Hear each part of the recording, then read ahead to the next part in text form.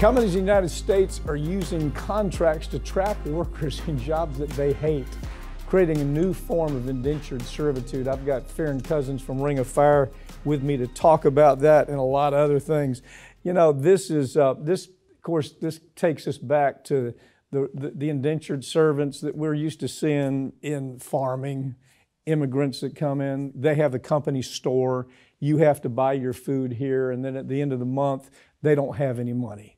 Or else in this situation, it's a little more sophisticated, isn't it? Yeah, it is. What employers are doing right now in order to trap people in jobs that either aren't paying well or jobs that they just simply don't like is they're saying, okay, if you don't work here for X number of years and you leave, you have to repay us thousands and thousands of dollars for your so-called training to even work this job. And this is happening across industries. I mean, we're talking about pet groomers. There's actually a class action lawsuit about that. PetSmart's being sued. Yeah, truck drivers, nurses, all kinds of service workers in general. Yeah. It's terrifying for these people. Well, they call it specialty training. They say, Yeah. you know, you can't go anywhere and not get this kind of training where it's not going to cost money. So if you're going to cost us money and you don't stay here more than 24 months, you owe us that money back.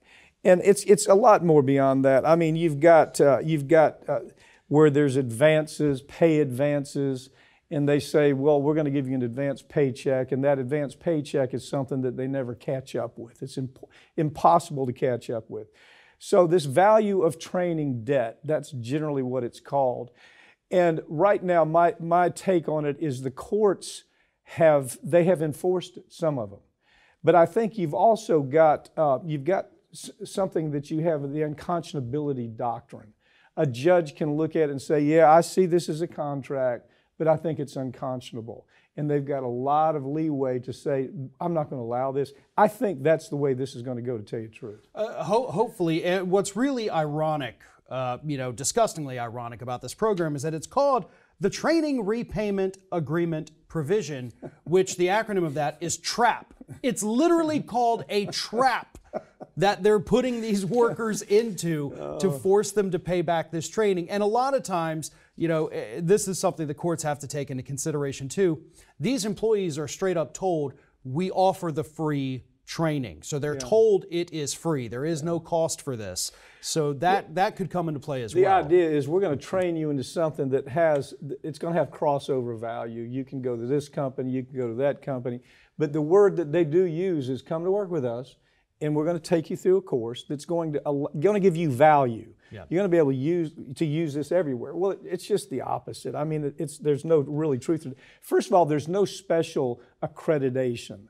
They're not getting a special license. You know, you're not a specialized licensed groomer at PetSmart, and that's going to translate to big money somewhere else. It's a scam. It's just another scam. And the courts have a way to do something about it. Like I say, if you have something that's so unconscionable that it looks like slave peonage, what they call peonage, then they can do something about it.